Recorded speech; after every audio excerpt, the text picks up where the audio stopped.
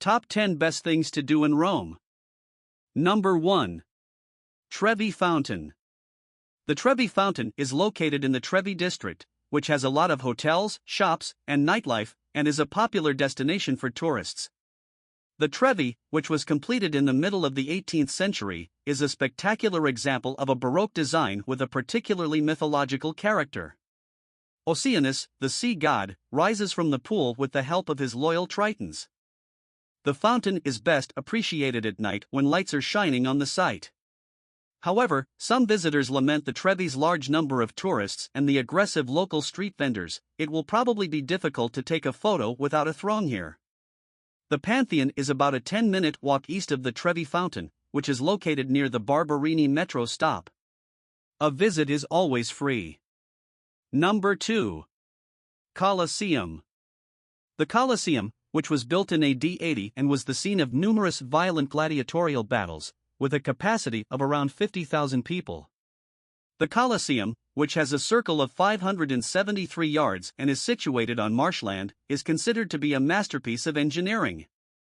Gladiators frequently fought other gladiators as well as animals, and gladiators frequently engaged in animal-on-animal combat. It is now regarded as one of the most well-known sites in the entire world. Even today, hundreds of years later, the huge structure remains a popular tourist destination. Despite this, there will usually always be long queues when you arrive. The Colosseum, as well as other popular sites like the Roman Forum, may be visited without waiting in line on numerous guided excursions, though. Recent visitors to the Colosseum advise choosing a tour guide, with some stating it provides more context and a fuller experience than simply observing the structure. You won't find much in the way of exhibitions or open to the public information if you explore the site on your own. The Colosseum is open daily at 8:30 a.m. until varying times, from 4:30 to 7 p.m., depending on the season. Number 3. Roman Forum.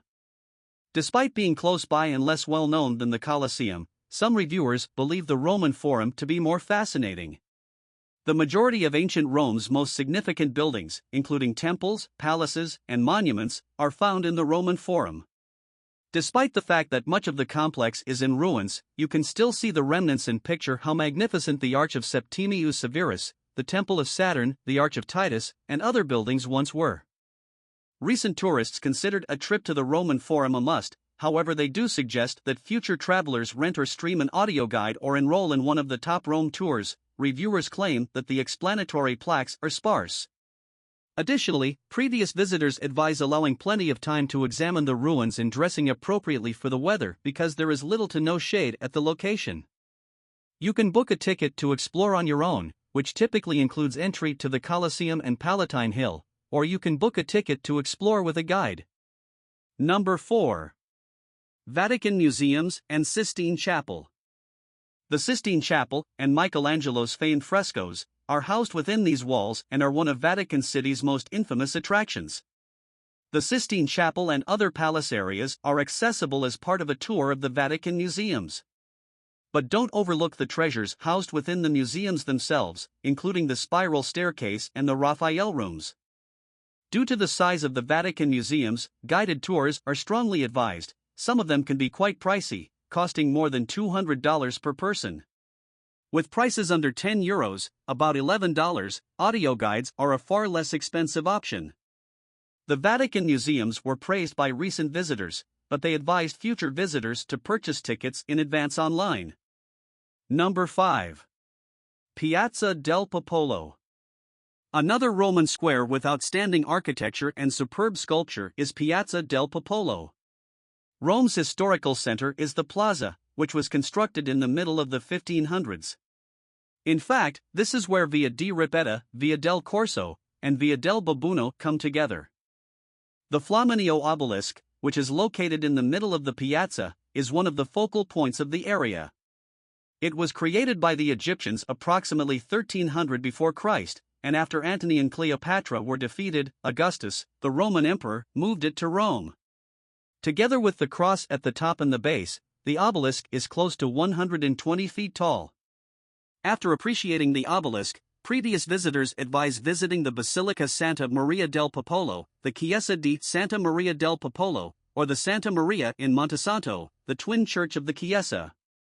All contain magnificent examples of classical architecture and works of art. Number 6. St. Peter's Basilica. St. Peter's Basilica, the heart of Roman Catholicism and located in Vatican City, is recognized for its magnificent architecture. Additionally, it is open every day and is free. However, because of papal appearances, it is closed on Wednesday mornings. Many guests take pleasure in climbing to the dome's summit. The 551 steps to the peak cost €8, about $8.65, or for €10, about $10.80, you can take an elevator to a terrace and just travel 320 steps. In either case, you'll enjoy a panoramic view of Rome's amazing landscape. If you came hoping to see the Pope, you might want to try going to the Wednesday general audience, when he offers prayers and musical selections to the assembled multitude in St. Peter's Square. You must obtain tickets well in advance of your visit even though admission is free. Additionally, you'll also want to make sure he is in residence. Check the Vatican website to view the schedule. On Sundays, the Pope regularly addresses the congregation in St. Peter's Square at noon without the need for a ticket. Number 7. Church of St. Louis of the French. Visit the San Luigi dei Francesi, also known as the Church of St. Louis of the French, if you enjoy Caravaggio's art. 3 of the Baroque artist's masterpieces, including The Calling of St. Matthew, one of his most well-known paintings, St. Matthew and the Angel, and The Martyrdom of St. Matthew, are housed inside this church close to Piazza Navona. The church is a good place to stop if you want to see some of Caravaggio's most famous works or if you just want to see it. A few reviewers suggested looking into the works prior to visiting as there is no data inside the congregation. In any case, you can get to a pre-recorded audio tour by downloading it to your smartphone from a QR code accessible on site. There's no cost of admission. Number 8. The Pantheon. Even though it was built in AD 120, the Pantheon, a former Roman temple that is now a church, is renowned for its precise dimensions. You can also pay your respects to Raphael and the Italian kings Umberto I and Victor Emmanuel II while you're there. All 3 are buried there. The Piazza della Rotonda, where it is located, is a lovely location for a coffee, pizza slice, or gelato, according to recent visitors who considered this free site to be a must-see. Some advised hiring a tour guide to help you comprehend the old history you are viewing. By going early in the day, you can avoid the crowds. The former pagan temple is located near the intersection of Navona and Campo in Rome and is reachable via the Barberini metro stop. Every day from 9 a.m. to 7 p.m., it is open. Number 9. Piazza Navona. One of Rome's most well-known public spaces is the historic Piazza Navona. Coffees are being sipped while others enjoy the square's artists and street performers. There are many shops and cafés, however recent visitors reported that both are quite expensive. Also included are a variety of spectacular monuments, such as the Fountain of the Four Rivers by Gian Lorenzo Bernini and San Agnes in Agone by Francesco Borromini. By getting off the metro at Barberini and walking approximately a mile west, you can get to Piazza Navona. Access is unrestricted and free. Number 10.